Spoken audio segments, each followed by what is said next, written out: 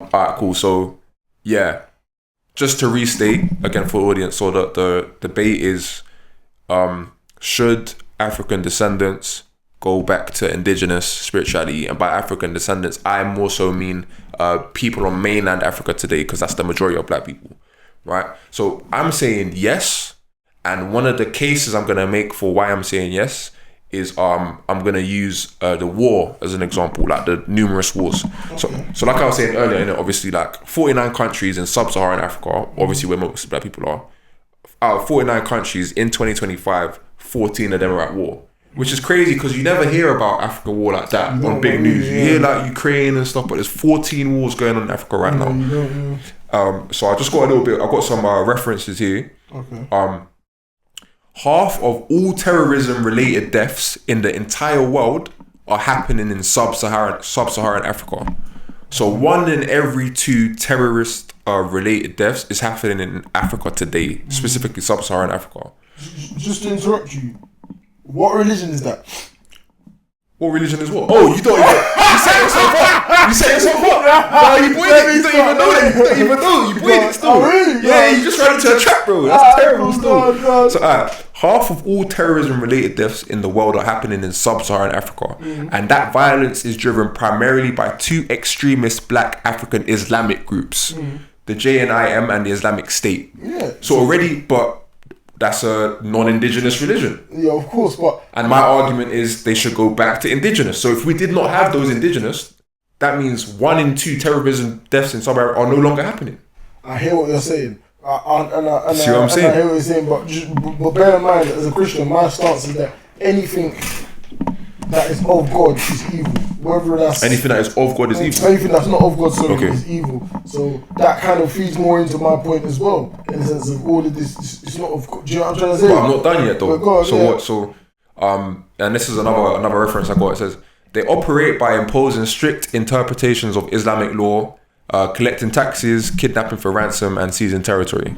Of the 14 active war-torn countries in sub-Saharan Africa, most of the major violent actors are tied to imported religious ideologies, especially extremist Islam or radicalized Christianity. So of the 14 wars going on today, the majority of them are caused by extremist Islam or radicalized Christianity. And my whole standpoint is saying that if those non-indigenous religions weren't there in the first place, then there'll be none of this going on. So that's one of the cases that I'm making for why maybe they should go back to indigenous, where, you know, this kind of stuff is not going on. Okay, cool. Joe, I want to ask you a question then. 100%. Before that then, like, because we've been speaking about indigenous, but there needs to be some you got Christianity, you got Islam, you got Judaism. I need to know and hear some more about this spirituality belief system. About a specific one. Yeah, or predominant one, because from what you're saying, there's so many. And again, when I understand where it's coming from, my whole interpretation is from fallen angels. So there must be like a predominant one, even like the Yoruba one, like where the Ifa religion. Have you heard about that? Yeah. So it's like, do you know what I mean? Like what? Because even that, I feel like that has so much resemblance and connotations back to the ancient Egyptian times. Similarities. Well, I'm happy you brought that up, because that's another example of a time where, like you said, because you obviously believe they were black, a time where like there was a black African civilization that was ridiculously prosperous. See what I'm saying? So whatever their spiritual system was, maybe that might be one that could be started as looking at, you know, the ancient Egyptian spirituality, because clearly it was doing all right for them back then. All the way back then, no technology, bare pyramids that can't be built today. Something was working. You see what I'm saying? But then, okay, cool. The only thing I'll say that again is that even when it comes to technology, because like I said, have you read or you're aware of the Book of Enoch? Yeah. I'm not going to touch on that too much, only because one, it's not in the Bible, and two, the fact that. Well, what do you think of non-canon books? Like, do you take them as the gospel? Is it just good reading? Because I'm not gonna lie, I've read the Book of Enoch because I wanted to just see what it's about. But the only thing about it is that, from what they say it's not biblically inspired. So because it's not biblically, because I believe, right, that the whole Bible was inspired and written by people, that all the books by the Holy Spirit helped them guide and write this. I don't believe they could have wrote by themselves without 100%. Yeah, that makes sense. It's too intricate. Do you get what I'm trying to say? So because of that, when I see the Book of Enoch, because allegedly it's not been inspired by the Word of God. According to who? Who makes that decision though? It's true still. How can a man make that decision? It's true, but then same way in terms of the compiling the books together. So they believe that it was the Holy Spirit that done that. That compiled the books? Yeah. I don't think so. You don't believe that? I feel like... When I mean the Holy Spirit, I don't mean in the sense of you just had spirits whooshing. Do you know what I mean? Do you know what I mean? But you know that's exactly what I was imagining. No. So you're saying that they influenced the people? Yeah, influence. Okay. Same way in terms of the BC, the AD, all them things there. Like I feel like if God is real, God will have His way, regardless. But then that brings us back to, why do we have to be the ones that get this treatment when other people aren't? Then is that just our draw of the stick? Is that just how He wants it? Okay, can I ask you? Possibly. Like, it has to be, because this is what's happened. Yeah, possibly. And I'm not okay with that. Why not? Because why us? Like, what have we done? And that kind of goes in accordance with the Ham story. And that kind of makes me believe that maybe that is connected to that. Because you know how they said the descendants of Ham is going to be cursed? Because either Ham or Ham's son saw Noah naked in the tent. Do you remember that story? Yeah, and because of that, Noah came out and cursed him and cursed his descendants. So a lot of people think, or will say, that's why we're in the situation we are today, because we're the descendants of Ham. And it's like, if we're going off what you're saying, and everything that has been because God willed it, then we were willed to be... Yeah, bro, don't get me twisted. It's like, of course God is willed. The situation that black people are in today, of course you can argue and say that, yeah, God has willed it, because although there's other forces at play, whatever God wants to happen is what God wants to happen, or whatever direction God wants to take it. So I'm not going to say, like, clearly there's some reason that God wanted this to be like this way. And it's interesting to look at it from this perspective, to be honest with you. Because... And that's my point. Imagine you want to go in and control the people. All you have to do is tell them that God willed for you to be in this situation. And then they're never going to fight you. Because how can you fight that? This is God's will. There's difference between the situation you're talking about and the situation we're in. Because your situation, correct me if I'm wrong, that you were speaking about is slavery. No, I'm not talking about slavery. No, you're not talking about slavery. Because remember what I said, the majority of black Africans aren't slaves. They're the ones that are still on the mainland today. So who are the slaves? They make up the Caribbean and America. The Caribbean's population is tiny, and America are only 14% of America. So the slaves is we're not even talking about them. We're talking about even people that never left the mainland. They're the ones in terrible condition today. So what I'm saying is why? Yeah, but that's because of, like you said though, the gods that they're following. So you think, okay, so you're saying we have done something to deserve this? I wouldn't say done something necessarily, but I say in the sense of, like, for example, if from what the Bible says, if you follow God, you get a certain result. So from what you're saying, like you said, indigenous spirituality. So if we look at indigenous spirituality and understand it, let's just say, okay, let's take the Bible away from it, context-wise, yeah? And let's just say, before the Bible, there was all indigenous spirituality, and that's what was there. If we look at it in a biblical perspective, that's not of God. God would not have been happy with the people doing X, Y, Z. Okay. Do you get what I'm trying to say? say? If you don't know something until you find out about it, how can you be penalised for not know? It's like if you were born today in Iceland and your whole life you never met anybody else. So then you just start coming up with stuff because you never even hear about Christianity. Can you be punished for that? How can you? It's funny you say that, because there is a verse in the Bible that says that you won't be punished for things that you won't know. Right. But it's once you, like, bro, listen. Exactly. When that band came on, yeah? What? when that band, you know what I'm talking about? Like, when that internet band came on, where you can't be using them naughty sites. Oh, I just yeah, man was just on the internet. You get me, man. See when all that stuff happened. Long story short, I'm trying to say, when I flipped my phone to the Bible and it said, "Raw, you will be judged for the sins that you know that are sins." Same way you will not be judged for the sins that you don't know. Yeah, that makes sense. God is a very fair and just God, and that's the very reason why the world has lasted as long as it is, because God wants. It says somewhere in the Bible that the world will not end until the gospel has been spread around the whole world. every single person will get an opportunity and get a chance to know about God before the world ends. Hence the reason why, prior to Jesus coming, it says that I feel like Jesus' grace was retrospective. So even though the people that were there, they still believed in God, Jesus hadn't come yet for them to believe him, but because they still believed in God, they still followed the law. Do you get what I'm trying to say? And because of all this indigenous, if we're going to look at it in terms of that perspective, let's say there was no Christianity involved, because of all the indigenous spirituality that we've done and all of this there, you can argue and say, why didn't their indigenous God save them? That's a great point. When all of this was going on, let's say... That's a great point. Do you know what I'm trying to say? Like, why didn't their indigenous God save them? That's a great point. Nothing happened. They allowed them. That's true. And it's kind of like the story when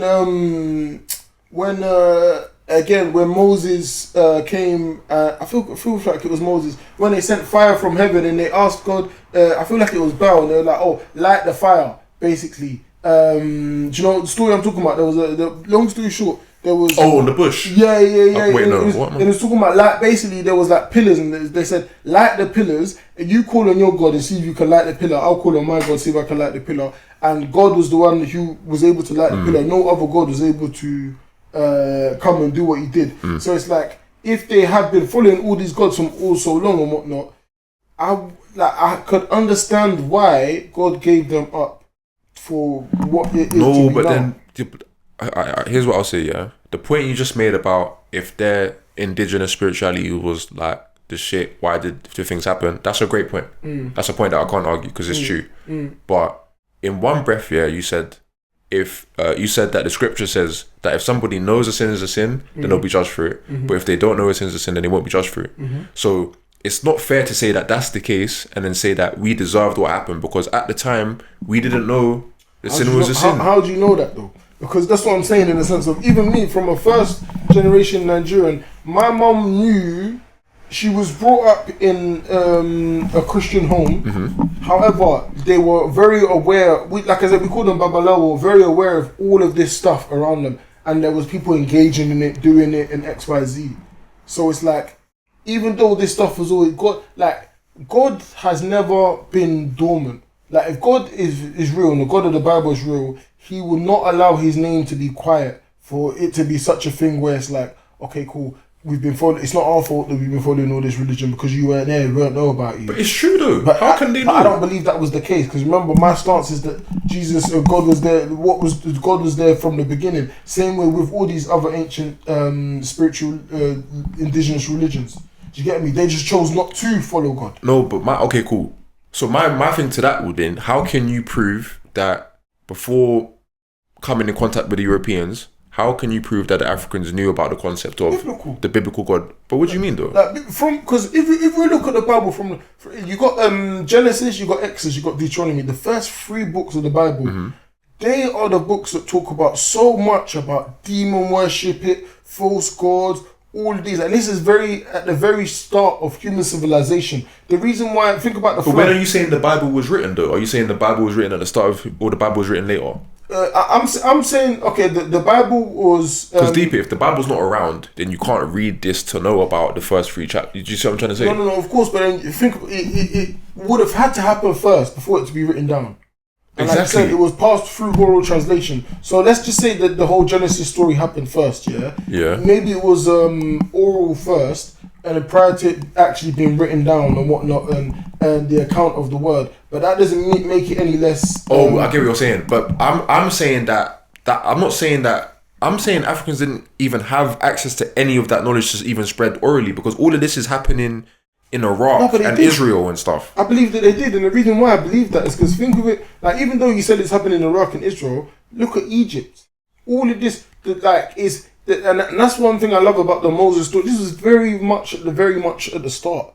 Do you get what I'm trying to say? So it's like, even though, and Egypt was big back then, and all the lands and whatnot, and so it's like, and back in the day, I believe that people were a lot more spiritual and in tune. Definitely. Like, you saw, bro, back in the day, you actually saw miracles. These days, you don't see as much miracles per se. You never see miracles today. I feel like you do. None in comparison to in the Bible. Not one. have I ever seen or heard about that's even close to the miracles in the Bible. Okay, and the reason why I believe that's the case personally is because one, I believe that we live in a different time. Like back in the day, like because there were so many false gods and people didn't actually know the way, God had to prove and show us who he really is by sending the ships to come and collect us. Because that's the first time that we really saw a big power. You have to deep it. That's the first time we really saw something crazy. Like, oh shit, like these are white and they're on wood that's floating. Mad. Like, deep it. They must have thought that was devils. The first time they saw the ships coming, they must have thought, raw, these people don't even look like us. Like, these must be devils. Imagine you just see a white person the first time ever. You're gonna be bugged out. Yeah, but it's tricky, isn't it? Obviously, I've got no. You're gonna be bugged out. You know what? Let's find the starts because I think because I've realised that we both got two conflicting views, and my view is that because I believe that race has always been around. Mm-hmm. I believe that. I'm not disputing that. It could be the case, but look how big the Earth is. So even back then, are you saying that we all lived in the same place? Bro, it takes fucking 6 hours to get to 5, 6. I don't even know how long it takes to get to Ghana today. What time are you talking about? Pre-Babel or after Babel? Well, was Babylon before or after Noah? After. After. Alright. Yeah, Tower of Babel was after Noah. Cool. So the Babel, that's all like heavy BC. That's way back BC. All that. Yeah. So like literally right. Like, and that's what I love about the Bible because this is talking about right at the very start. But then, okay, so do you remember the scriptures when it talks about the nations over the earth being spread and moved across the world? Mm-hmm. So if the nations have been spread, to like China, Europe, West Africa, Middle East, remember, like, it takes us hours to get to these places by plane today. Mm-hmm. So we're talking about it's taking months to get to these places back in the day. Mm-hmm. So information's not spreading like that. Books, they ain't books like that. So how is these people that have travelled over here to West Africa, how are they ever supposed to know about... Do you know the funny thing is? You say that, and something just came to me, but it's like evangelism. Yeah. Like, what did these people do? Like, not only... you mean like missionaries? Yeah. They went around it, even the disciples, that was their task, like to go around and spread the word of God go from here, blah, blah, blah, and all of these things. And you got to ask yourself like this, because it's like, back in the day, like when Jesus was about, a miracle would happen in one city, but then in the next city they would hear about it. Yeah, but that's no, but bro, we're talking about the distance of those cities is like from here to Birmingham. No, of course, but then like, there's record that in the terms of like even around Jesus' time, people as far as like China and all of these areas and da. Show me proof of that. Show me proof of that. Google it. I'm pretty sure. I'm gonna ask, when did the first missionary arrive in China?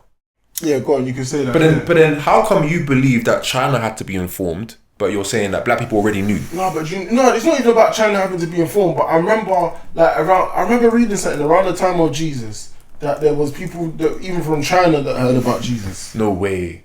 Yeah, bro. 635 AD. What? So that's when the first missionary stepped into China. Yeah. So that's 600 years after. 600 years. That's 600 years after Jesus has died that they're just now finding out about Jesus. Deep here. And that makes sense because look how far away China is. Yeah, but then look at the Bible. The Bible wasn't written straight after Jesus died. Look how long the Bible got taken to be written after Jesus died anyway. Well, how long do you reckon it took for the Bible to be written? I believe for the New Testament to be written after. I believe they started writing it like I think it was something like 10 AD or something. It was quite close to one. So like 10 years after. Yeah, but that's just certain books. I think the whole thing. The whole New Testament. Yeah, because it's 66 books. It's quite a lot. You know what I'm trying to say? So it's like I know that because even and one thing I love about the Bible is you see Matthew, Mark, Luke, and John. Yeah, I didn't deep it prior, but it's all basically the stories of Jesus' life, but different perspectives. Yeah, it's just different apostles saying. And the maddest thing about that is the fact that it's like. And this is back in... Bro, if you had me and you right now and somebody told us to write something about a certain topic, we wouldn't even have the same correlation. We'd have our own different points. Yeah, of course. We'll tell the story differently. Yeah, you know what I'm trying to say? Big facts. From time back in the day, how they had such close proximity, and these people, it's not like they sat in the same room. But they lived together though. They were the apostles. Like, they were together every day, bro. Yeah, but you say that, but it's not... From my knowledge, it's not like they sat there and... Yo, blah, blah, blah, yo, what did you write in this paragraph? Yeah, let me copy. Oh yeah, but a thing like that. If we both go to Birmingham and have a mad night out, our stories are gonna be similar enough. Like, it's not like our stories are going to be mad different. They will be similar enough. No, of course. But do you not think okay, cool, perfect. That's a very good example. They're going to be similar enough because we were together and we experienced it together. Whereas somebody who was not there with us is not going to be able to give us the same account, right? But all of the people that wrote the Gospels were there. Yeah, exactly. So all it really does technically is kind of validate the word, because if they were all together and they were all different. Oh, I get what you're saying. Do you know what I'm trying to say? Because there's 4 recollections of it. I think even one of them where it says that one of the disciples cut off man's ear, Jesus' ear, not Jesus' ear, one of the people there, you know, when they were praying and they came to seize Jesus. The Garden of, not Garden of Eden, Gethsemane or something. Okay. Like, I remember they were praying in one garden. Long story short, them and the Rome, they've come to grab Jesus.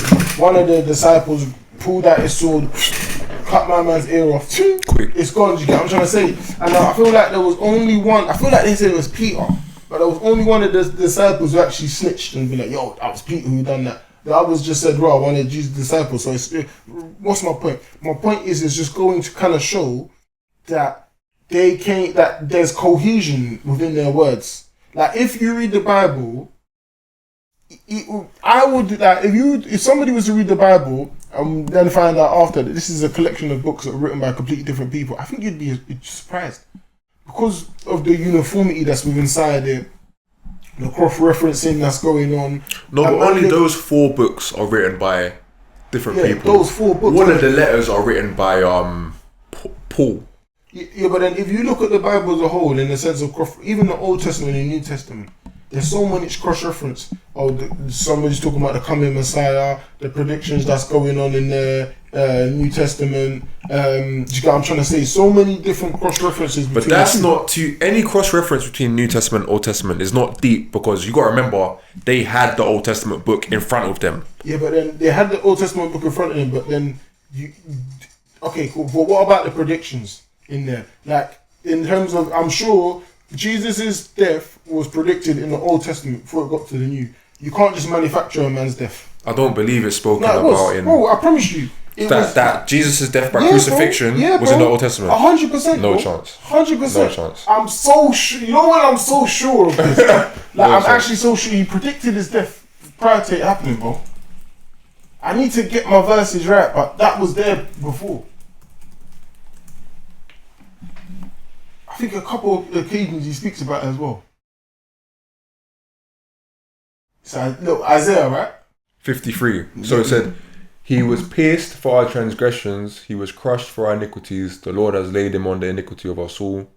And then Psalms 22, "They pierce my hands and feet, they divide my garments among them." And you know, bro, God bless you. That's exactly what happened. In the and think of it like this, and what's so great about this, it's not like a man's Googled it or ChatGPT'd it to know that, okay, yeah, we're gonna then throw his garments or whatever. This was but they've got the book there to know that, though. Yeah, of course they've got the book there to know that, but that does not mean that those things will necessarily happen. You see what I'm saying to you? Like, you might have the book in front of you, but that does not mean necessarily that, but just because you've read that, we're gonna rip the garments, we're gonna do this, and that was written so long ago. And just because it was written so, and think about knowledge back in the day, even though the Bible was there, like you said, it's not everyone still had their own gods, worship their own gods. Not like every single person knew what was written in the Bible. It would have been a select people. It was mainly the teachers, and how information was passed back then was completely different. Yeah, it's true. Do you get what I mean? Like, even when I feel like it was don't quote me on this, like Zechariah. I feel like it was Zechariah. Long story short, I feel like it was Zechariah. But long story short, what I'm trying to say is when Jesus came about, and then they started seeing Jesus perform all these miracles, and then there was basically a woman. It was Mary. It was one of the Marys. She was basically demon possessed. Mm-hmm. Nobody could do nothing about this. It was Jesus, and then they even brought one of the priests. The priest couldn't do nothing. They brought Jesus. Jesus was the one who healed her. Yeah. And then I remember they even tried to say to Jesus, "Oh, you're a demon." He said, "How can evil cast out evil?" Do you know what I'm trying to say? So I'm literally just going to show in terms of like all of like basically back in the day it was the elders that had the information. like even when you would come to something, let's say something was going wrong or whatever, you'd go to the elders. It wouldn't be public knowledge. Not any Tom, Dick, and because a lot of people couldn't even read and write, bro. Yeah, but we're speaking about people that were followers of Jesus, so that means they had all the information. Yeah, Constantly it weren't the followers of Jesus that ripped Jesus' garments apart. It was the opposition. No, but it's the followers of Jesus that wrote that story. Of course, is what I'm trying to say. So if we're looking at it from the perspective of, okay, you've got people that were Jesus' followers and they wanted the story to fit, then you can easily do that because you have all of the story there. It was written before it happened. It was written after it happened. No, bro. It was. Remember, this was the Old Testament you're reading from. No, right? This is the New Testament. Oh no, you're saying. But what I'm saying is, when those things are referenced, it's written in the New Testament. So I'm saying, hypothetically, if you've got followers of Jesus and they have the books here with all of the prophecies, so you're saying they manufactured you can write. Yeah, I'm not saying that happened, but I'm saying that's just an angle of potential. Because at the end of the day, like, somebody did write it after Jesus died, innit? And it would be more believable if you wrote it in a way where the things are lining up. Even Jesus himself, like the way he used to do things. Sorry, go on. Like he used to be like, oh, as it said in Isaiah, I've come to see John the Baptist or something. Like even you could tell Jesus himself knew word for word all of the Old Testament. That's his word. He's the word. What I'm saying? Jesus is the word, though. So Jesus knew it all. But what I'm trying to say is that I don't believe, I might be wrong, but the Old Testament as the Old Testament, I don't think that it was revered and read globally prior. No, definitely not. But it definitely was by Jesus, though. Yeah, but Jesus, the reason why I feel like you need to separate Jesus, because Jesus is called the Word. Like that was one of the names he was. So if Jesus is the Word and the Word was God, he's reading himself basically. He knows what I want. But that's what I'm saying, though. So you're saying the Old Testament wouldn't be accessible to most people, which is true. Yeah. But anyone around Jesus would have had access to the Old Testament because of Jesus, through Jesus. Through his teachings. Yeah, of course. I kind of get what you're saying, but the only difference is, it's not that Jesus is going to be regurgitating. Jesus knew the book, but it's not like he's going to be regurgitating it to them like every day. No, but somebody who's as like big as Jesus is definitely going to be able to get access to the Torah. Like, there's no way that they weren't able to get access to the Torah. But think about it though. Yeah, of course. But then think about it though. Like, even when it comes to Jesus, Jesus wasn't liked. Like, not by the Jewish people, not by the lead. Hence the reason why he was crucified. Yeah, he was hated. You know what I'm trying to say? Yeah, of course. So it's like a lot of like. But you don't think he was able to get access to like 12 copies of the Torah? I don't think he would have needed to.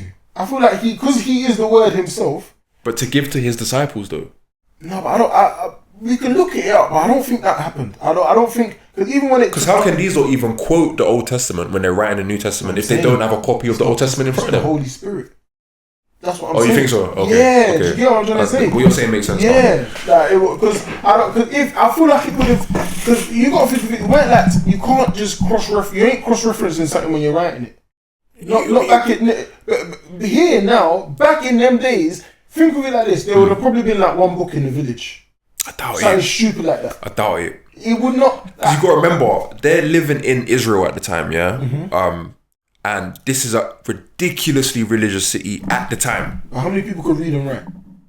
Not many. And how many people could have access to it as well? Like from my understanding, what I'm trying to think of it like this is: let's say you've got a huge village. Okay. So they're just going to be going to borrow one book and this and that. I don't think like it was a situation like that. Generally, that's why it amazes me even more. Yeah, you could be right still. Yeah, you could be right still.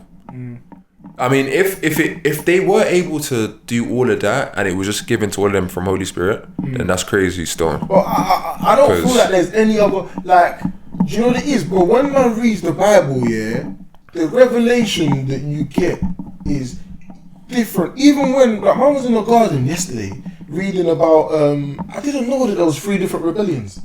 And after realizing and understanding that, Because I generally thought, bro, because obviously we're here to talk about indigenous spirituality. Before today, I didn't think it even existed, bro. What, indigenous spirituality? 100%. I'll tell you, it's fake. It's not real.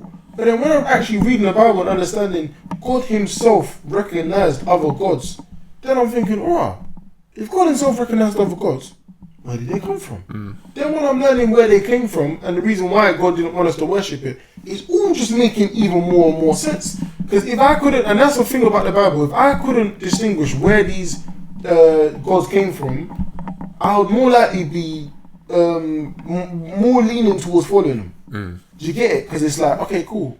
Like you said, that's working. A man's going to pray to Allah, that's working for him. A man's going to pray to Buddha, that's working for him. A man's going to go and make sacrifice for this God, that's working for him. So in my head, and that's why a lot of people have the misconception that all roads lead to God. No. All roads do not lead to God. Jesus leads to God. All roads will lead you maybe to another God, small g, but it's not the same thing. Do you get it? So yeah, man. I feel like, I don't know, man. To me, it's just like the Bible in itself is too like. It's like it's like if you were to think about it, like in terms of text, it's kind of like the internet. So many different interlinks, so many different connections. This book relates to this book. That book references that book. This book's the same as that book. Because Jesus calls himself. Because there's a verse where God says, "I am who I am." Yeah.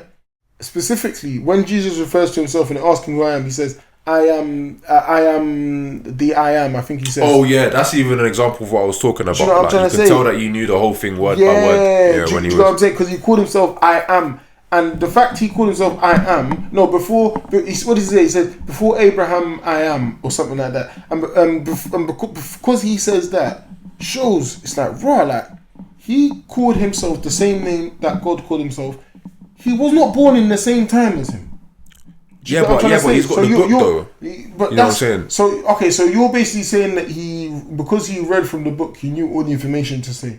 Yeah, like the picture I'm trying to paint, and again, I'm not saying this is the case. The picture I'm trying to paint is if you grew up a really, really like religious child, yeah, and you studied like the Torah your whole life, and you truly believed that you were the Messiah, then it's not hard for you to like follow the instructions because the instructions are there. I feel like it's even harder.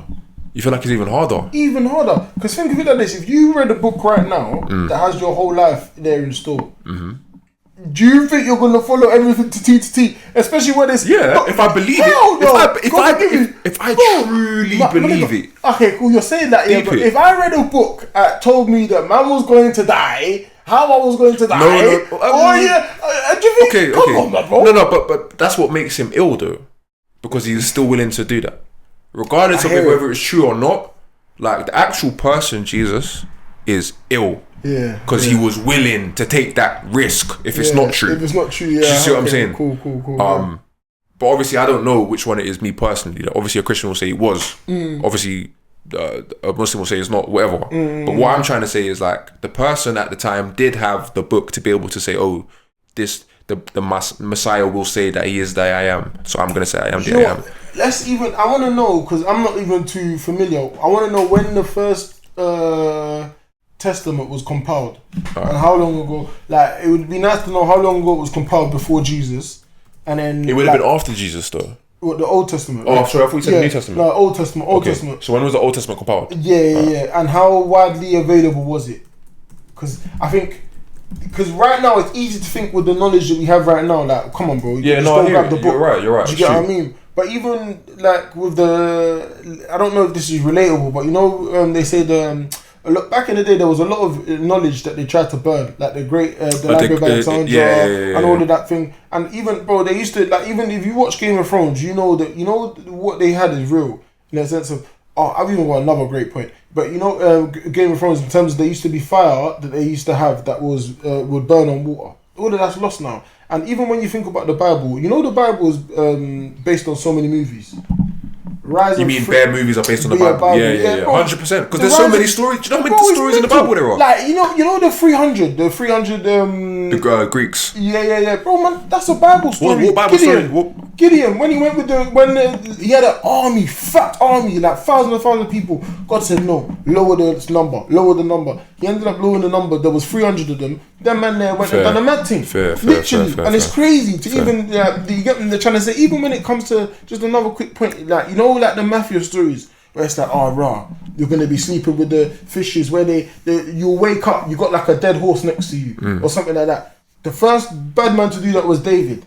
When he was beefing Saul, he went there. My man was the first one to do Get Back Gang. He went to Saul. I think he cut a bit of his hair, or he had cut a bit of his cloth, And then my man woke up and it was like, raw, like somebody's been here type thing. And then you had David like, yo, come get your shit back. You know what I'm trying to say? So it's like, all of these stories that we have today are based on the Bible. A lot of them. Quite a lot of them, fam. And also, I 100% agree with that. And also, like you said earlier, history repeats itself. Yeah, of course. Like, humans never change. Like, no, never. You know what I'm saying? We do the same shit in different ways. Yeah, no, in different times. 100%. Like, I remember one story, when I read the story, I was like, no, the Bible's too ill. Cause what? Fucking one guy, yeah. So there was like 4 brothers or something, yeah. And the oldest brother had a wife, but he died. You probably know the story. The oldest brother died, so God charged the second brother in line to breed the wife in it so that she can have a child like in the first brother's name. But obviously the second brother's like, oh, I'm not even on that. But I'm gonna press, but I'm just gonna pull out and not on the floor. No, I didn't know. So he got cursed for life because he pulled out and nutted on the floor. So No like, man, they were pulling out and I didn't even know about that. That's crazy still. He was pulling out and busting on the floor. He got cursed for it, fam. Yeah, that's crazy. And you know what? When I read that story for like the next 3 months, I didn't bash. Is it? I was like, oh, because this is a sin, basically. Oh, I see. Spreading your seed, like just floor, wasting your seed, basically, wasting your holy seed, like because that's life force. You know what I'm saying? Yeah. You know what? I'd agree with that. That's the only reason I'm adverse to it as well. Like, definitely, yeah. Like, you get me? Because I feel like there's a difference between when you're with a girl, and when you're doing the thing. Yeah, when you're doing, yeah. But even with a girl, you're not supposed to be doing that unless it's for fornication reasons. I hear it still. You know what I'm saying? But it says, so to answer your first question, the book was completed by 400 to 300 BC. Okay, before Christ. The Old Testament, yeah. And then in terms of how widely available was it, in the Hellenistic period, which is from 300 BC to 100 BC, it was the Hebrew Bible was made available in Greek. Okay. Increasing accessibility among Greek-speaking Jews. Okay. So yeah, it seems like it was a bit more out there by then. Okay, yeah. Because in my head, I'm not gonna lie, I didn't even forget that remember the language the Bible was written in would have been different to what. Yeah, 100%. I mean, not everyone would have been able to 100%. Speak that language either, 100%. And that's another reason. I think even Jesus didn't speak Hebrew. I think he spoke like Aramaic or something like that. Yeah, word. So word. like, and not a lot of people know that still. So I'll fuck with you still, but yeah, bro. Like, I feel like more history has to be taken into account because it does make things line up. Like knowing about stuff outside of the Bible as well, because there were people around those times that wrote stuff as well. Like, aren't you interested to know what people outside of the Bible wrote? Even though I'm a Christian, I'm not somebody that, if it's not in the Bible, I don't want to read it and da. Like, I like knowledge, I like information. Facts. But the only difference I am is that I'll read it and I'll understand it. But if it's contrary to the Bible, I won't absorb it. You'll dismiss it. We'll dismiss it. Like, you get what I'm trying to say. And that's why a lot of these indigenous spiritualities, like, if do you know what? It would be interesting to talk about like one particular belief system to go through there, like their god, their pantheon, and this and that. Because all the ones that because the two that I'm most familiar with, the EP1, and even when it comes to like the ancient Egyptians and whatnot, like it kind of all makes sense now why they had a god for this, god for that, this god done this, why they believed that there were so many gods. If you then understand and you take the Tower of Babel and God sending his angels out, because it's funny because there's a Bible verse in particular and it actually talks about condemning where is it? Yeah, so blah blah blah. I'm not gonna lie though, like, actually no, go on, do your thing first. So Psalm 82:1, where it says God provides over the heavenly court, He pronounces judgment on heavenly beings. Verse 2, how long will you hand down the and then basically he's talking about that the angels didn't do what he's meant to do, because he's saying, how long will you hand out unjust decisions by favouring the wicked, justice for the poor? At first I was thinking maybe he's talking about a king or human beings, but then he says something in verse where is it, verse 6 I believe, where it says, I say, he said, and this is like with quotation marks, says, and you say you are gods, children of the Most High, but verse 7 says, but you will die like mere mortals. And because it said that, I knew that, okay, he's not talking about human beings, if you're talking about die like mere mortals. And it says, like, and then it even says, like every other ruler on the earth. Do you get what I'm trying to say? So it's referring to the angels, the punishment for the angels and it says in verse 8, rise up, O Lord, to judge the nations because they belong to you. Yeah. So if we take that story as a whole, then again, what I'm saying is that's where we get all our other gods, all our other religions, everything from. So it'd be interesting to know and understand where one of them religions took and what it taught people, and kind of how maybe like their worship, how they prayed and all of this, that, da. Because, you know, with the ancient Egyptians, it's quite clear in terms of they they had many gods. You'd weigh up, they believed in money, basically. Money is what gets you to the afterlife. Gold. No, I don't think it was as wildly as that. That's what they were taught, bro. They had remember they used to weigh up the feather and then weigh up the gold, and it's like that's why these lot were buried bare with their gold in their possessions, because they thought you could buy your way into the afterlife. No, from what I know, because that's a really like intricate belief system. From what I know, the scales thing was a way to like kind of like do divine judgment. So if your heart like weighed less than a feather or weighed less than money, then it was bad or something like that. You know what I'm saying? So what I do know about them is that their gods, small g, were like personifications of like not worldly powers, but like celestial powers. So for example, like one of their gods was like the sun personified. So they took the sun and said, okay, we're gonna turn the sun into kind of like a person. We're gonna call the sun Horus, because without the sun, we'll die, which is actually true. So in a way, like if you actually look at the definition of God, small g, like what is this? Like it's a higher power, really, like a supreme power, and the sun is a supreme. Without the sun, we're all gonna die tomorrow. And you know what? It's funny you say that, because if like obviously, even though it's not biblical, even looking at it, have you read the Book of Enoch? Yeah. There's a bit in the Book of Enoch where it talks about how that there's angels basically move the sun from one point to another. Bare astrology and that. Yeah, and there's so much astrology within it. So having said that, if God did divvy up the world, okay, you're going to control this, you're going to control that, and then some of these angels then said, no, I'm going to do my own thing, and I'm going to have people worship me, which has been done before, because it happened before with the devil, happened before with the giants. Do you get what I'm trying to say? So it's not that it's impossible for them to do that. Then that's what I feel like they were to steal the worship from God. Do you know what I mean? So having said that, if that's the case, why should anyone follow that religion, even if it can get you where they want to? Especially when God has said that even though they believe that they are gods, small g, they will die too, like the mortals. You see what I'm saying to you? So because they're not aware of what you're aware of now, though, so they didn't have a book to read that told them what you know. They just knew what they could come up with. Or like, just think about it. Like, if you haven't heard anything else and you're just living and you're just observing stuff and you see the sun, you'll think, oh shit, that's the most powerful thing that I can see and I know. Okay, that like we'll make that a god. Like, what else is strong? Oh, raw, there was a hurricane the other day. Raw, alright, wind. Like, you remember, you don't know this concept of God and stuff. Like, so you're just observing and thinking, what is bare powerful? And you're assigning stuff to that. But you brought up something that made me think of a question. Yeah. So cool. Obviously, I know how you feel about the Book of Enoch, because it wasn't really put into the divine catalog yet. But you personally, because it's mentioned in the Book of Enoch, does that make you believe in astrology? Does that now become real to you because it was in the book?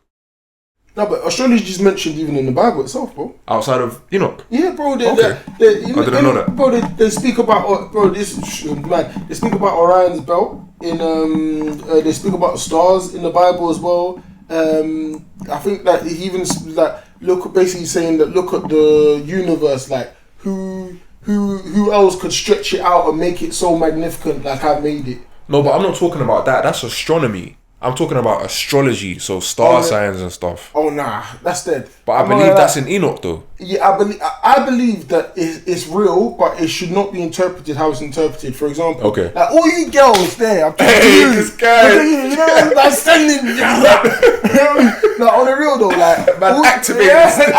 Bro, big man thing. Do you know girls will chat to me? Oh yeah, I believe in astrology. Star sign was your star sign. Respectfully, those girls are the cuckooest. I'm not gonna lie to you, and the only reason I say that, respectfully, is because it's like, how are you allowing, like when you do your research into star sign, there's no scientific evidence behind it, and I know some people probably sitting there thinking, oh, how are you believing science, be a Christian, my bro? I was just gonna say that still. Christian, there's There's one guy. Oh God, what is his name? What is his name? What is his name? Not Charles Dawkins. Not Richard. What's his name? What's his name? Famous mathematician. Oh, what is his name? Stephen Hawking. Not Stephen Hawking's. Einstein. No. He's kind of new age. He's new age. Oh, He's kind of like a scientist, yeah. I don't know. I can't remember his name. He's an apologetic. He works in Cambridge and things like that, bro. He's a big guy. I cannot remember his name for the life of me, yeah. But long story short, he's a scientist, and he says he doesn't understand why people say God and maths are not can't be mutually exclusive. He said the reason why he's a Christian now is because of science and maths. Do you know what I mean? Because when you look at maths and you look at science, you understand and you know that this cannot be man-made. Like, you cannot make this up. I agree with that. Like, it has to, like, a man can't make 1 + 1 = 2. It's facts. It's law. So when you look at the law behind it, you understand that this is something that was created, not something that just came into being. But then the thing is, it's hard with that line of thinking because it's like, what created then? Do you know what? It's funny because there's the cosmology argument, yeah, where it's like, oh, okay, yeah, God is real, but then who created God and da da da da. But if you think of it like this, and this is why I don't worship any other gods or acknowledge any other gods, even though I do believe that there are some gods that are real, small g. And the reason why is because it says that if you look at what was my point? If you look at what did I just say? Sorry, bro, just escaped me. Small other gods. Blood clot, forgot. So if you look at 1 second, it will come to me. What was the main point we were making? We were talking about science, we were talking about maths, and we were talking about in terms of how I believe that it's ingrained basically, like in the terms of God, like these things. Okay, yeah, that's it. Cool. So to have like, you know, that laptop that you have right there, yeah, somebody put that together. Yeah. It didn't come out of nowhere. Mm-hmm. And for you to understand that, you got to cause and effect, right? Mm-hmm. So if the universe existed, something would have had to create the universe. But then people say, oh, but then who created the creator? There needs to be a beginning. There has to be a beginning. And that's one thing I love about the Bible, because what it says, the very first couple letters in the beginning, in the book of Genesis, is in the beginning. Even science itself says that there's a beginning. They know when whether it's the Big Bang or whatever, they know for a fact there has to have been a beginning. That's the only place where I will like diverge with science, is the beginning, because science, I'm sorry, no matter what science does, they will never be able to explain that, because at the end of the day, you know what I'm saying? But science with everything else, you have to observe it, you know what I'm saying? Like, what I determine to be science is when you can do something repeated amount of times and it'll give you the same outcome no matter what. That's how we can now fly. If you was to go back in time and tell somebody that one day humans will be flying in a big piece of metal, they'll say you're a devil worship. Yeah. You know what I'm saying? So like, science is definitely real because it's doing shit. Yeah. But like, even if you go off the thing of like, the beginning has to have a beginning, but what about before the beginning? What was before? See, and this is where that was my point. In terms of God, for there to be a God, and for you to say, yeah, I believe in God, and this person, there has to be a beginning. And if there was a beginning, and then what's the beginning of God? You have to start from somewhere. How long was he chilling before he made the world? Otherwise, you're gonna keep going forever. Because there has to be like a defining fact that, okay, cool. Because if you believe in God, you believe that God exists outside of space, time, matter. Yeah, God is not controlled by any of these things. Like in and out, vroom, vroom. You could do everything, anything. Right, whereas we are controlled by all of these things. So if you were to believe in God, that it said, the Bible says that a year for God is like 1,000 years for God is like an hour or something like that. Do you know what I'm trying to say? Like, so time works differently, and from how it happens to God and how it happens to us. Yeah. So having that said in mind, yeah, if you want to look at it in terms of that argument, for God to be real, he has to be all powerful. Otherwise, he's not God. That's what in my opinion sets apart God from the little gods, because they don't know everything. They're not all powerful. They can't do this. They can't bring you back to life or cure your sin or all of these sorts of things.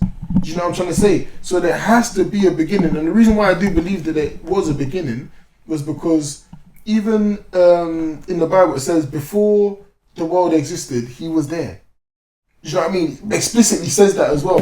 What was he doing? And how long was he there? What decided to make him make the... So people, so you can't really say that, there was like... But there can't not be no time, because beginning is based on time. Exactly, that's why I said in the beginning. But it was before the beginning.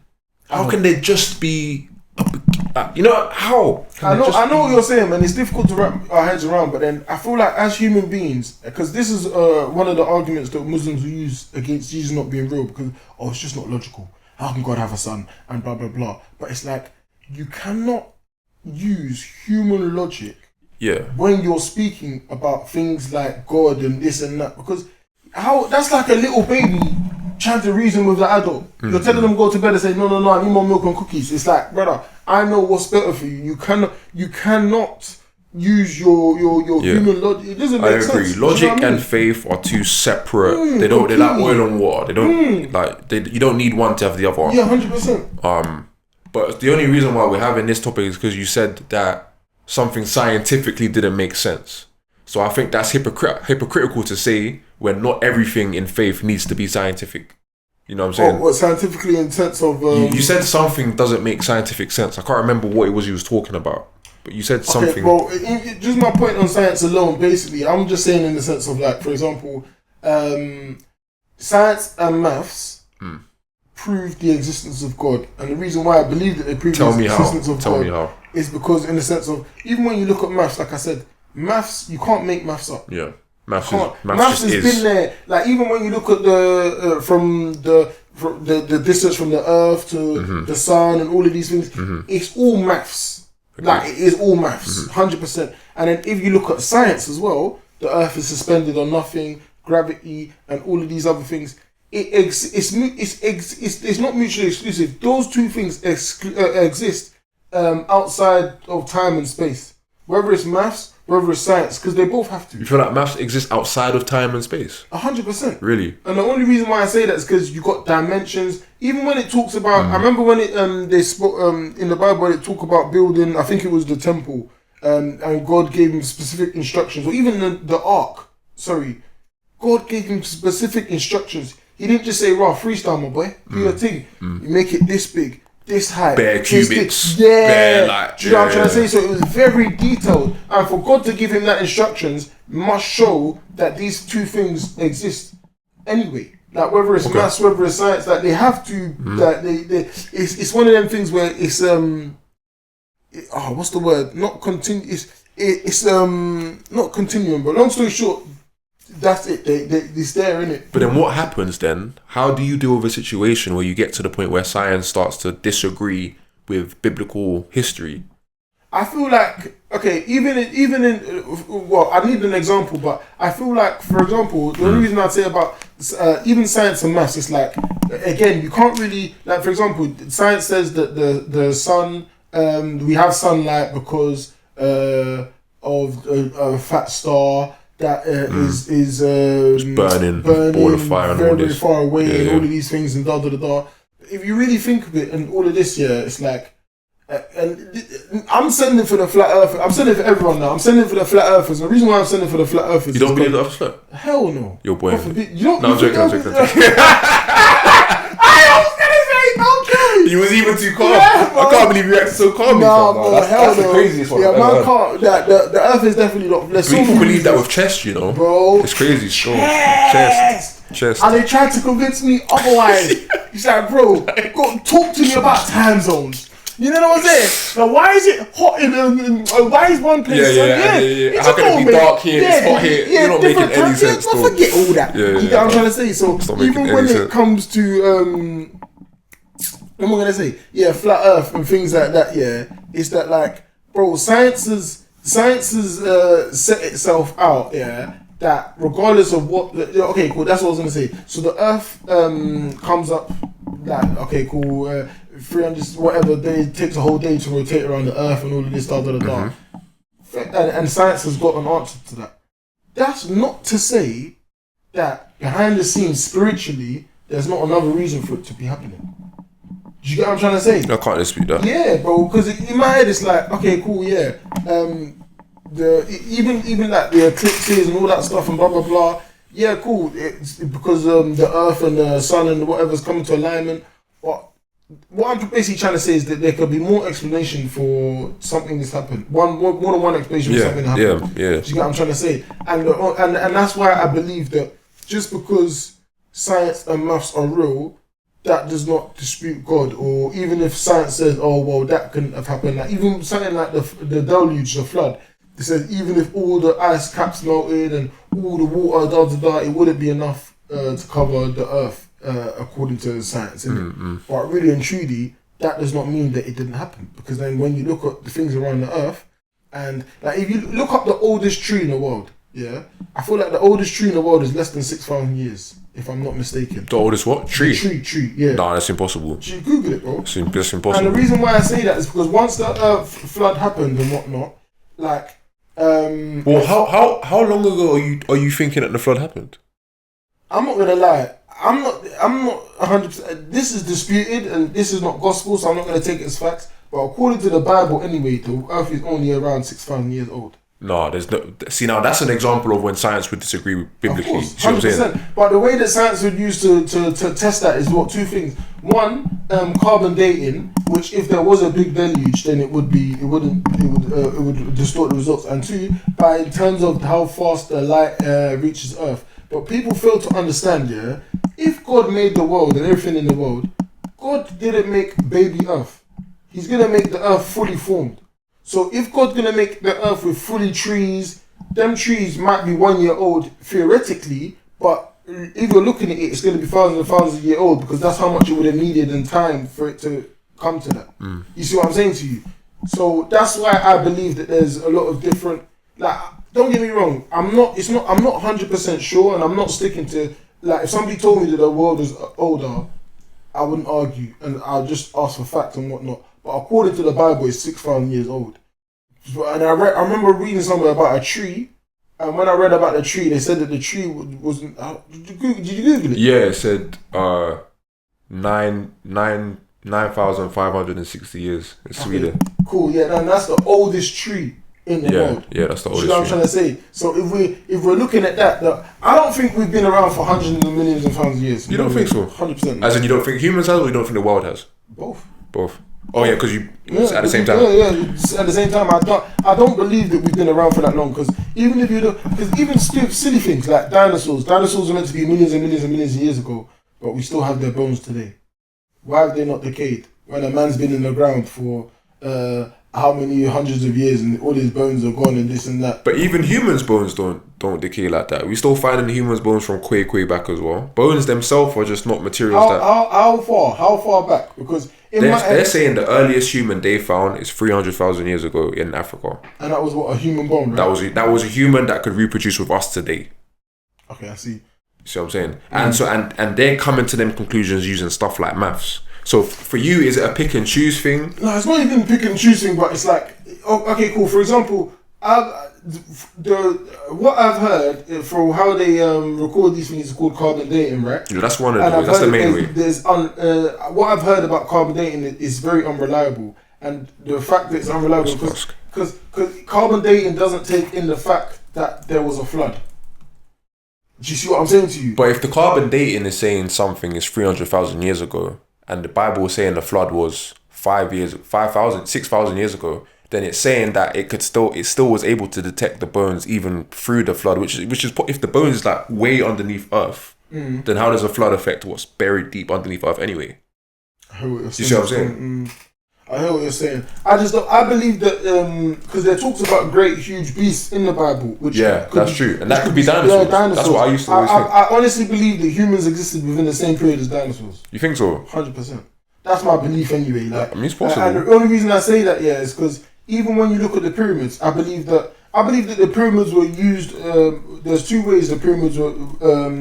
All that weight was, well, three ways actually. All that heavy weight for the pyramids were built. One, by giants. Two, by so you feel like the Nephilim and them built them? Possibly, because I do believe that there was there was one fallen angel, yeah, his name was called Semyaza or something like that, and he taught humans how to make weapons and things like that, and war and all of that. So if a fallen angel could teach people secret knowledge, then it's possible for them to teach them how to cut the stone and all of this. So I even believe it was either Nephilim, or the giants, the dinosaurs that helped move it, or there's another thing that apparently is some lost technology, but it's called acoustic levitation.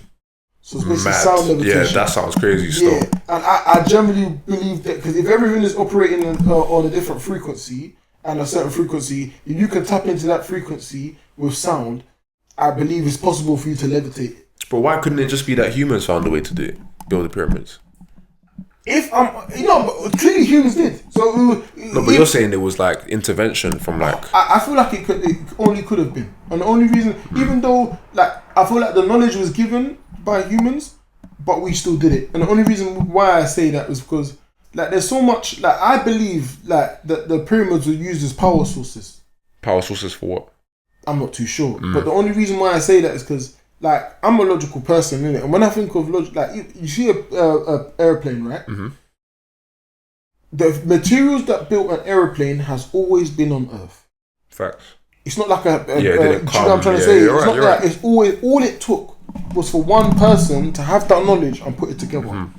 So there's nothing to say back in the day that people didn't have this knowledge and put it together. Yeah, why? And then we lost the knowledge maybe. Yeah, do you know what I'm trying to say? Yeah. Just in different ways. There's different ways. I'm sure from how they do now to build skyscrapers, there are different ways for them to build skyscrapers now than they would to build the pyramids or to move all these blocks. And the fact that to this day now, we don't even know how they... And I've been to the pyramids, my bro. Some of the blocks, my bro, it's probably bigger than this yard, bro. Yeah. It's bigger than the whole house. Bro, I promise you, some of the blocks itself, even this room. Yeah. How they would have moved that with slaves, impossible, bro. No, it is mad. Yeah, bro. Do you get what I'm trying to... And it's still here today. And that's... Do you get me? And they don't know when that was built. They don't know what period that was built in. They're not 100% sure. Do you get what I'm trying to say? So that's why I believe that even when it comes to weapons and all these things, we've been told how to do these things, I believe,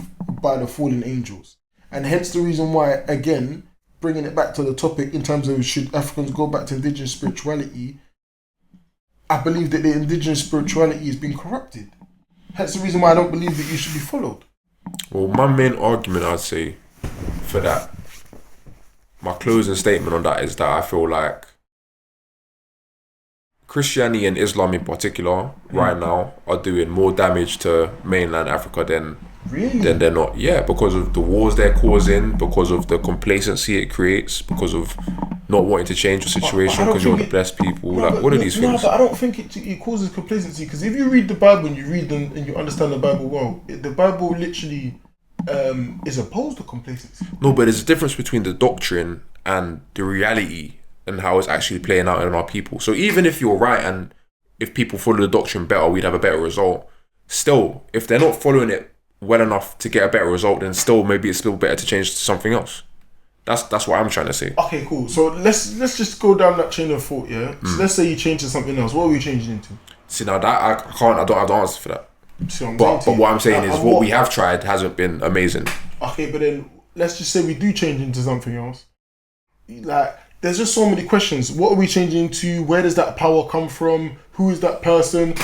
Ultimately, pardon me, I believe in it doesn't necessarily have to go from one religion to another religion. It could just be a thing where we go from religion to just spirituality, But what is or science? That's what I'm saying. You know what I'm saying? What is spiritual? Because spirituality, in my eyes, consists of two things: false gods and idol worship. In terms of when connection with spirituality, people could say nature and all these things as well, and da. But even when you're connecting with nature, my bro, you don't know. My whole thing is you don't know what powers you're messing with, and that's just what is so. It's not even scary, but so skeptical for me. If I don't know why do you need to have a power that you're messing with? Why don't you just go off the observation and principles of life? Are you going to take a drug you've never taken before, a mad drug that you've never taken before? You don't know what this drug's going to do as well. You don't know anything that's inside it. the likelihood is, bro, you're not gonna take it. Whether you No, that's not true. Look at humans. That's literally what we do. We bun loud for the first time. We don't know what that's gonna do. We do that. We take Molly. We don't know what that's gonna do. We take that. That's what humans do, bro. I hear it, but what I mean, but what I mean in the sense of like, I'm talking about nobody's experienced this before. But you are right. You know what? I'll give you that because you got some people out there be like, yo, let me try this. That's human nature, you're not bro. wrong still. Is You're to not be wrong. curious about things. You're not wrong. You know Exactly. what I mean? And I feel like when they say curiosity kills the cat, I really do believe curiosity kills the cat. Like I feel like it's okay to be curious about some things, but when you start questioning everything here, it's very draining. But sometimes I don't feel like we question enough as a people. Do you? Really? Answer me this question a lot, bro. This question, yeah. If the Bible and Christianity and this stuff wasn't forced onto us during slavery, do you think we'd still be Christian and Islam mainly, and Muslim mainly? Do you know what? Okay, all I can speak about myself, yeah. I grew up in a Christian household. My mum's an evangelist. Anyone who doesn't know what that means, she's active in the church. You get me? And like my mum's, when I mean prayer warrior to the point where I feel like it's easier for me to believe in God because of the things that I've seen. And I've actually, I remember, bro, there was one time my mum was praying, yeah, and she said, she basically said that God is going to come down, yeah. She said, if you open your eyes, you're going to be blind. I'll never forget that day we were praying. You could feel the presence it was so hard that day to close my eyes because I could feel the presence in the room. I was like, I just want to see, just a sneak peek. But something in my head, don't open your eyes. To the point where I've seen like, you know, have you heard speaking in tongues, right? Yeah, of course. My mum will speak in tongues, yeah? But the greatest thing, I only realised this the other day, when because there's loads of people that speak in tongues, but when you speak in tongues, the Holy Spirit's meant to come over you, yeah? And there should be an interpreter there for somebody to interpret what you're saying. But my mum does both, in the sense of she'll be speaking in tongues and she'll interpret what she's saying in English so she'll be speaking in tongues, yeah, and then she'll interpret what she's saying either in English or Yoruba, and it's like, it's mental, like it's actually mental, and it's like, all I can say is that when you're in that environment, the feeling you get, bro, the only way I could describe it is like euphoric. I promise you. And because I've seen all of this, it's kind of led me down to the path that I am. And so to answer your question, if I've not seen what I've seen, I guess it would be a bit more difficult for me to believe in God. But even then, despite all the stuff that I've seen, I was like the Israelites. I didn't take God seriously until I got into uni. I still don't, God forgive me, take God as seriously as I should be taking him. You think so? 100. Bro, do you know what, yeah? I feel like, you know what man's I'd on. say you're one of my most devout Christian friends, honestly. So to hear you say that is kind of shocking to me. I'll say it out. Yeah, no, like real talk. If I'm honest, no, because don't get me twisted, man serves in the church, like I drive the church This past, is what I'm saying. I do all of these things, but then you know what man's been on. Yeah, you get me? yeah, like, and I know that things like that's in the past and whatnot, yeah. But it's like, how do I explain it? Like, even though that I'm still trying to, but I don't pray as much as I could. I know that for a fact. And even the situation, like it's funny because it's like God tells me all the time, bro, the situation you're in right now is because you're not as close to me as you could do. Until you move closer to me, I'm not gonna take it. And that's what I like, to the point where, bro, man's like the situation that man's in now, like even like home living and that, it's like God really I know for a fact, and God forbid, I hope I'm not cursing myself when I'm saying this, but I know for a fact God will not take me out of that situation until I've done certain things to move closer to Him. And even though I know that I revere God and this and that, I could pray more. I can be closer to God. This is why I'm trying to do these things that I'm doing now, to show God that, you know what, I've been doing it my way for a long time.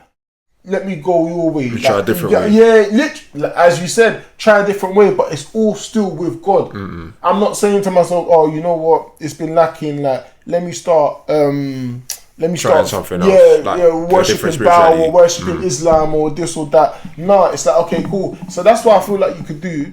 It's not been working for me this way, let me try it another way. Do you get what I'm trying to say? But long story short, it's like, I had to make my own decision about God. Same way that was like everyone else would make their own decision about spirituality. Like there was one woman that was I watched a video about her. She's half Christian, but then she studies Santeria. What's that? Is that one of the? It's basically one of these indigenous religions. Yeah. So because she'd studied that, and then she realized after a while she'd go Sunday school where they'll be telling her don't worship any other god but me, but then she'd be going to the Santeria classes where they'll be doing worship and giving all of these sacrifices and this and that, and she was torn between the two to the mad internal conflicts. Internal conflict to the point she had to tell her mum, I don't want to go to do the Santeria thing no more because it's not sitting right with me. Do you get what I'm trying to say? So it's like everybody has to come through and make up their own decision. Everybody.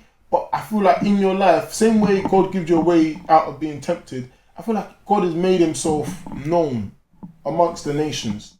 Like even whether you're talking to a Muslim, Buddha, whoever it is, and even when it comes to even the atheists, for example, they know the existence of God, they just choose not to believe in them.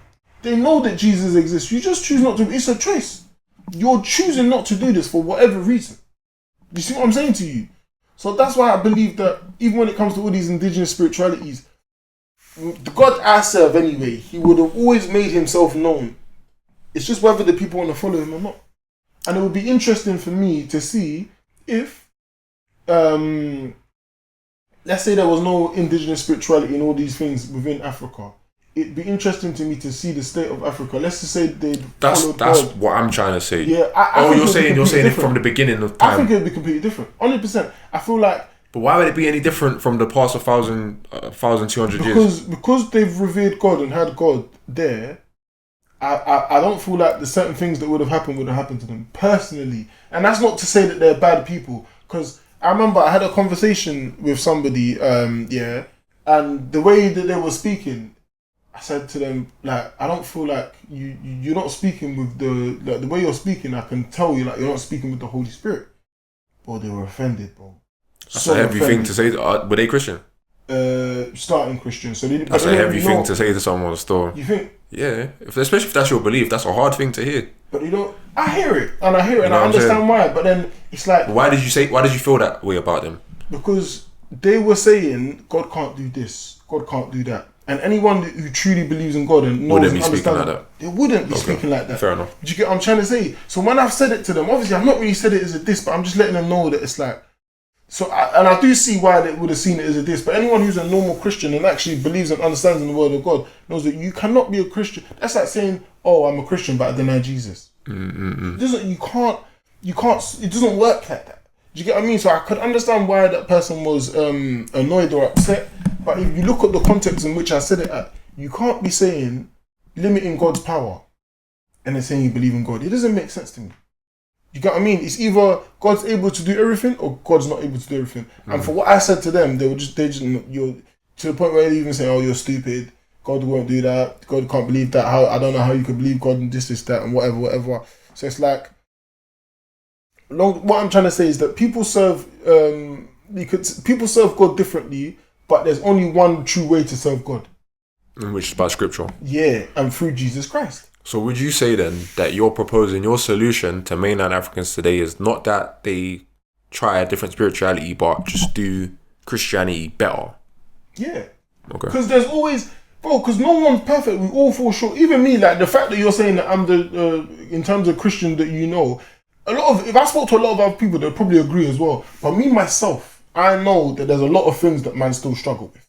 Like, and I'm not perfect, even just the way that I speak. You get what I'm trying to say, and the things that I would do. Like, I said the way that I speak. Where does it rebuke how you speak anywhere in the Bible, please? No, bro? Of course, but you know what it is. Like if you were to think of if you were to think of like a Christian, somebody who's devout Christian, my bro, you'd be thinking of them people that say, "Oh, I'm gonna condemn you for this. Like you shouldn't be doing that. Repent." And people that are holier than thou, they don't smoke, they don't drink. They don't swear. They don't. Do you know what I'm trying to say?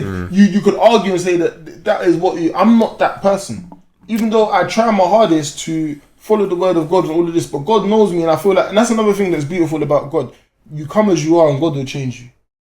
I don't feel like it's humans' place to pass judgment At on all. others. Neither do I agree. But the ones you just described sound like the sort of Christians that pass bare judgment. Do you know what it is? But they think that they're doing it in biblical sense, and I understand, because all you're doing is really saying the stuff of the Bible. But it's like me, I like to engage with conversation, not condemnation. Mm-hmm. Like, I would rather talk to you, and why do you believe what you want to believe in? This is what I'm sitting there doing today. Like, what is it about this indigenous spirituality that really brings down? Like, what is it that really brings down to people? Because you can't say it's not real, because it is real, but I want to know what it is that you're serving. Whereas other Christians might not be as open to knowing it as I am. Yeah, They're like, no, this is other God, I don't want to hear it, blah, blah, blah, whatever. Yeah. But I would rather speak to you about it, hear what you have to say, and then kind of, okay, cool, I hear your perspective.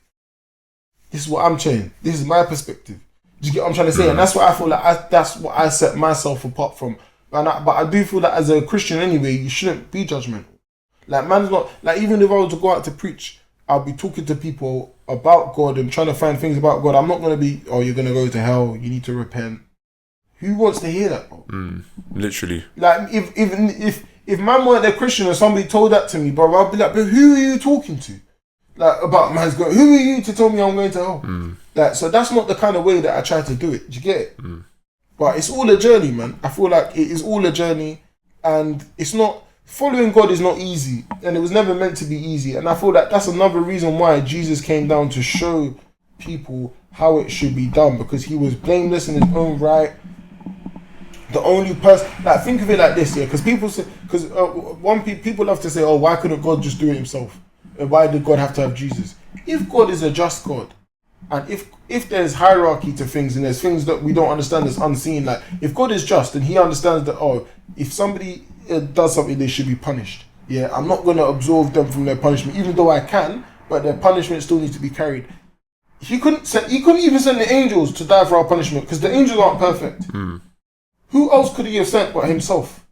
In human form, Jesus. So he did do it, basically. Because you said the person said, why couldn't God do it himself? He did do it himself. Yeah, basically. He came down. No, do it himself in the sense of, like, because Muslims will say, oh, why does God have to come down? Why can't God just eradicate all the sin and this and that? Oh. Do you get what I'm trying to say? Yeah. I think that's a valid question, though. And the reason why I say that, my response to that question is, like I said, everything has hierarchy, and because everything has hierarchy, you need to understand and look at things in the sense of, like, if God is a just God, like, if you go to court now, like, let's look at a logical perspective.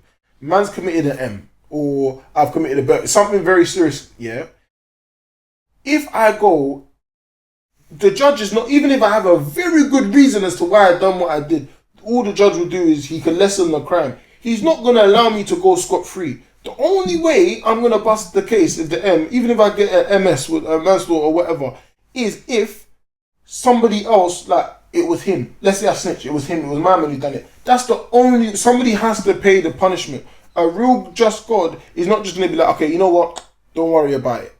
Because that's not just. Do you think what I'm saying? But he done it the first time with the flood, though. And God can do whatever he wants at any time. What do you mean he done it? As in, he could have done, like, a quicker way to take care of things again would be just to flood everyone and start again. You know what the funny thing is? But the earth has been destroyed by water. He said that he won't destroy the earth by water again, but the earth will be destroyed by fire. That's how the world will be destroyed the next time. It's like Revelations. Yeah, in Revelations, that's how it talks about the earth being destroyed and all of this and blah, blah, blah. So it's like, it's not that God can't do it again. He can. He's just waiting. Because if he doesn't want to do it. That's the whole point. He doesn't want everyone to be destroyed. He doesn't want people to go to hell. Do you know what I mean? That's why, as a Christian, it's grace that gets you into heaven. It's the easiest thing in the world. All you have to do, believe that Jesus died for your sins and that he's the Lord and your personal Savior. That's it. That's it. It's so easy. Whether you're blind, dumb or deaf, you could do that, bro. You don't have to pray 5 times a day or go to this place or Mecca or do any of these things. It's your belief that gets you into heaven. And if you tell me, is that not easy? Is that not the right thing for a just God to do? He's made it so easy for you to get into heaven. It's just your belief. People just don't want to believe. Fair. Do you know what I mean? It's actually that simple. because I remember when I was first learning about Christianity, and because I was scared at one point about going to hell. Somebody told me when I read a video about how I'm not going to be able to go to hell. Is that it? I literally said to myself, is that it? Is this all I have to do? But is that the right motivation to want to have to follow someone to avoid going to hell? Of course not. But then it's like once you learn more about that thing. But that's how I feel like that's how most first get into it, because of the fear of hellfire. 100%. That's a powerful motivator. Yeah, 100%. You know and then that's what, but that's what sets religion, Christianity apart from other religions. Like, you show me any of these other ancient spiritual, indigenous spiritual religions that teach you how to get away from hell, or teach you about anything about the afterlife or anything like that. It's not, the information is not there. No, but they won't even tell you. Some of them won't even tell you there's a hell in the first place. That's what I'm saying. So if you're following this, you're just following it without having to be frightened into it. You throw it. No. I see what you're saying. I'm trying to say, you follow it of your own accord. I don't like that, and especially as a child, I never used to like the fact that there's so much fear mongering to get people into this, because that's the main thing. It's your own free will, though. Because at the end of the day, is it your own free will though? Because if you truly believe there's hell, now it's not even really about free will, because you know I'm gonna burn forever if I don't do X, Y, Z. But it's still your choice. You don't have to it's still your choice. You know what I mean? You don't have to believe that. There's people there that know that they're doing wrong, but they still do it anyway. It's still your choice. Like, for example, what you were saying earlier about the whole bashing thing. You say you didn't do it for 3 months or whatever, because in your head you're knowing, oh, okay, cool, it's wrong. But then obviously you slipped up, and it's like, you might know it's wrong, but you're only human, you're weak. Do you get what I'm trying to say? Facts. So, yeah, fam, it's not, like, I feel like, how do I put it? I feel like it's, what am I going to say? I feel like when it comes to God, it's very easy for people to just be like, oh, I believe in God just because I don't want to go to hell. Very easy for people to say that. But once you actually start to know God, that's going to be the last of on your agenda. That you're thinking about. Yeah. You're not going to be thinking about, you're going to be thinking about how much God loves me, what God has done for me, what God will do for me, how much you want to serve Him anyway.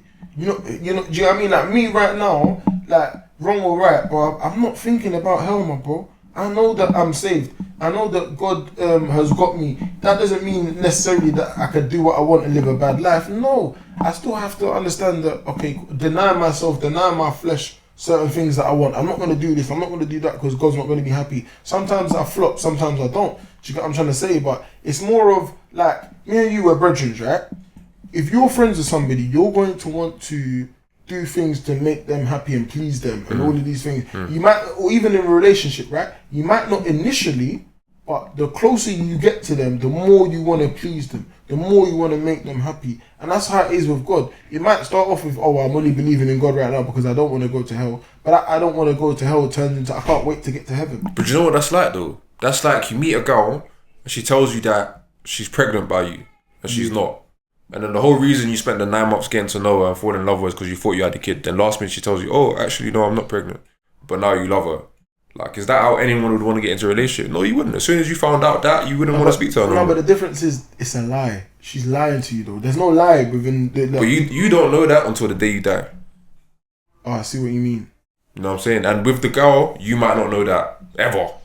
No, but you know the difference is, though, like, if your girl's offering to you saying she's pregnant, if you've not clocked by the... Okay. In that example, you know what I'm trying to say? Like, with this one here, it's more like... You've got to, like I said to you, don't get me twisted. It's not necessarily the fact that I'm following God just because I don't want to go to hell. Yeah, no, I know you're far past that. I'm just saying, I don't like that for a lot of people on the journey. It starts like that. I don't think that's a good way to make any decision because you were scared initially. You know what I'm saying? But if you think about life and you think ultimately because one thing that every single person has in common is we're all gonna die. Mm-hmm. Every single person gonna die. Where then the question then begins, if we're all gonna die, where are we gonna go afterwards? So then once you answer that question in terms of, if we're all gonna die, where are we gonna go afterwards? Then it's now about understanding how important is this earth or the life that we're living now contributing to what we're gonna do next.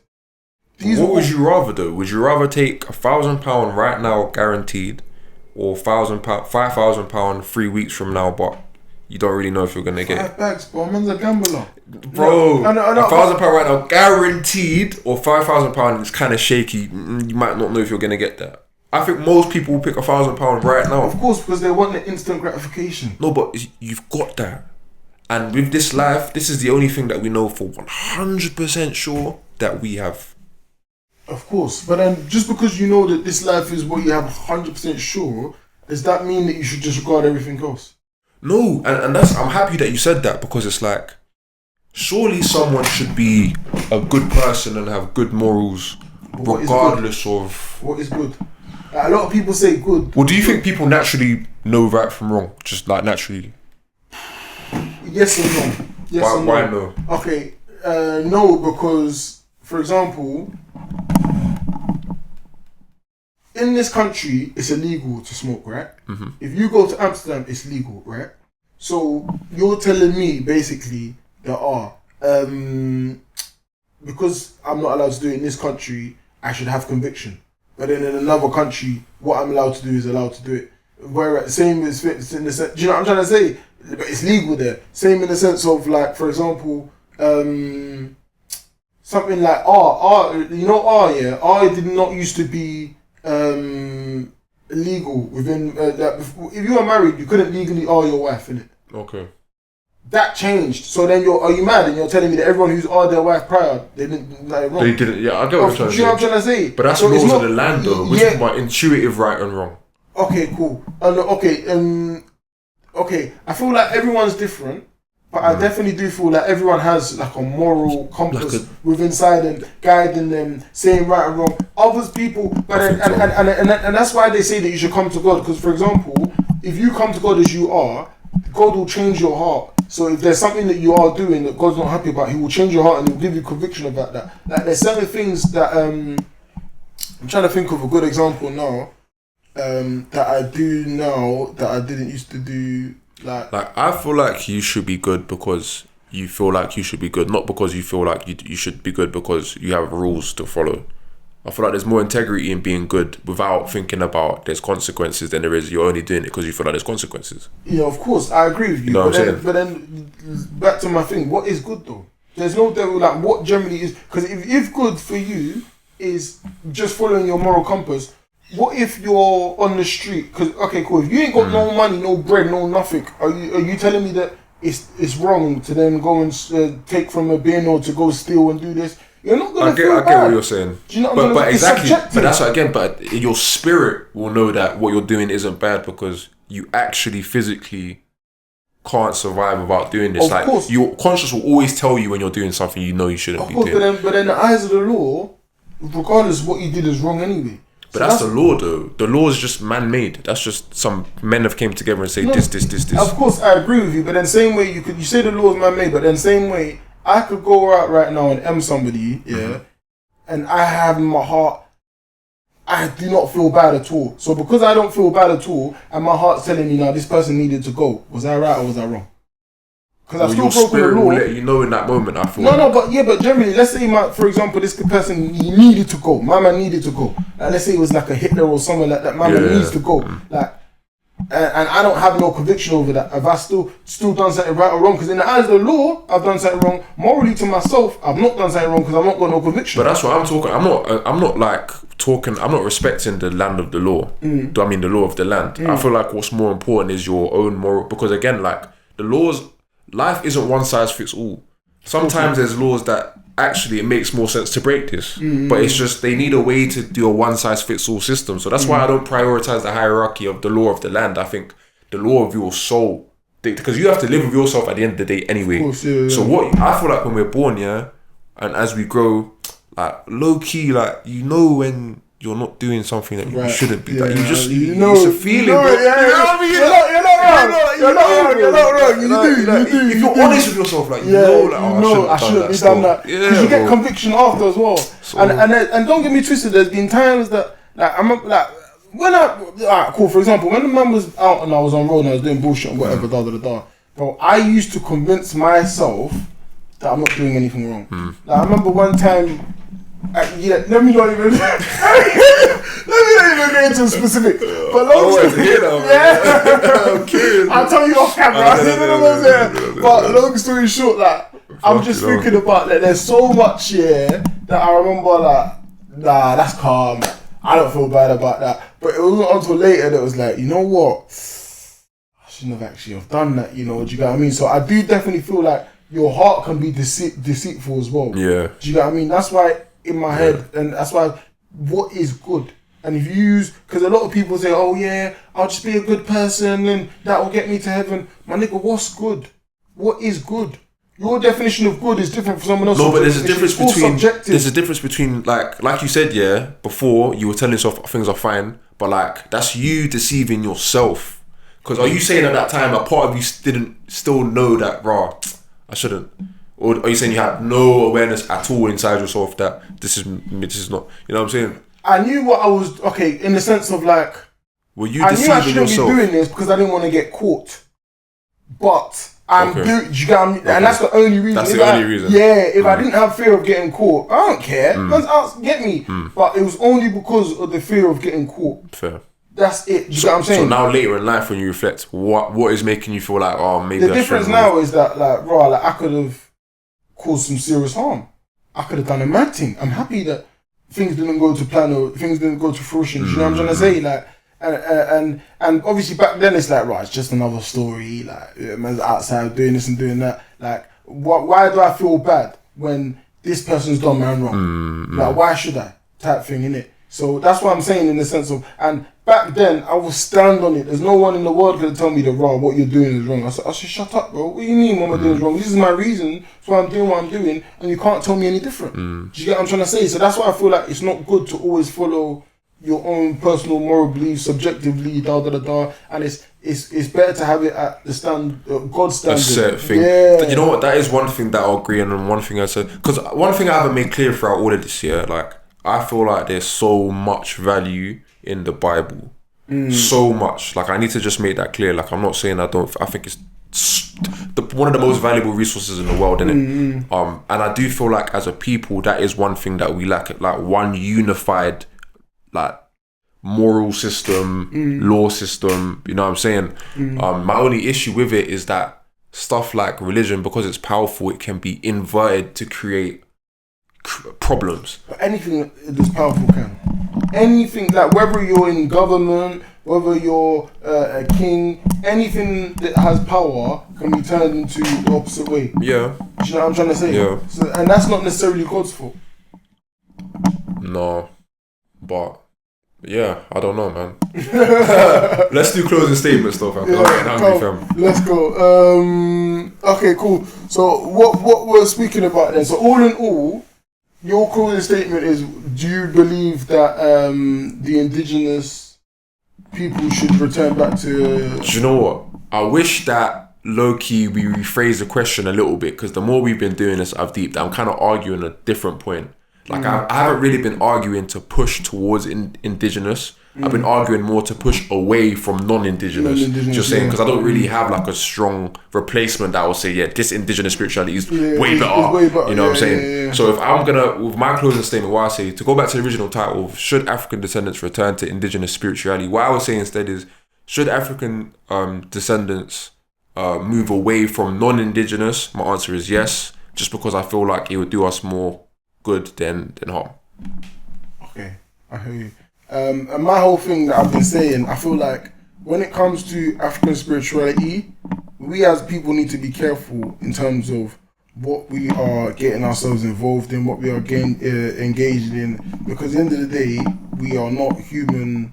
We may be a fleshly form, but we're spiritual beings. So what we do affects our spirit, and it's very important not just compromise our spirit, but to lead our spirit to death. That's why I'd say that because African spirituality is so unclear, it's better to stay away from it and go to something where you know it's been tried and tested, which is Christianity. Do you know what I'm trying to say? So ultimately, I feel like I feel like African spirituality should be dead. We should, honestly, we shouldn't I mean, it pretty much is, don't you think? There's not a big population of people that... You say that, yeah, but just quickly, because obviously I know we're rounding up. Bro, if you go and look at Beyonce, and... Beyonce? Bro, Beyonce is a serious witch, you know. Big, bro. Man's gonna sound like one of them conspiracy theorists, but biggest man thing, bro. What? That's the first time I've heard that in my whole life, bro. What? I swear down. Bro, Beyonce is a serious... Even she brought out the Black is King. One thing called Black is King. If you see the trailer... The amount of symbolisms that she has relating back to African spirituality and all these gods and false gods, it's ridiculous. It's ridiculous, and it's like it's mad, bro. It's actually mad, and did not know that story. Bro, it's mental, and that's why I would stay away from all these things. Because somebody like Beyonce, look at her, yeah, cool. She's got a good life and she's got a good this, but is she really happy? Is her heart really, like, you don't know what she's done to her heart and to her soul and all of these types of things. So I would much rather stay away from that thing, live a modest life, and know that, when I die, you get me, I'll be happy. God willing, God will say to me, "You're welcome, my son, you done well." Because at the end of the day, last thing I'm going to say is, at the end of the day, what profit is a man to gain the world if he loses his soul? Do you know what I'm trying to say? I agree still. Yeah, fam. But yeah, I hope you lot enjoy. That was a big length for my If you watched this far, well done. Well done, yeah. You're seeing this, you're cold still. Well done still. This was a good debate, but a lot of amazing points on both sides. Like, I'm definitely going to go back and do some more reading and research. Yeah, man. I can't wait to the next topic. I even had a topic idea midway through, fam. I'll tell you after still. Man, that was lit still. Bro, we were speaking for time. And if you, like you said, obviously, if you've got any points to make about anything that we've said, comment-wise, put it in the comment 100%. below. Let us know your thoughts are as well. I hope I didn't offend anyone, but man's got to stand firm. Yeah, I'm a Christian, you get me? I got to stand firm with what I believe in. I'm not saying anyone's gonna go to hell or anything like that, but you get what I'm trying to say? Like, you need to stand firm, and I can't pussyfoot around it. I got to be real. You get it? Yeah, man. Cool. We'll say that next time, innit? Stay tuned for the next debate. Say no more.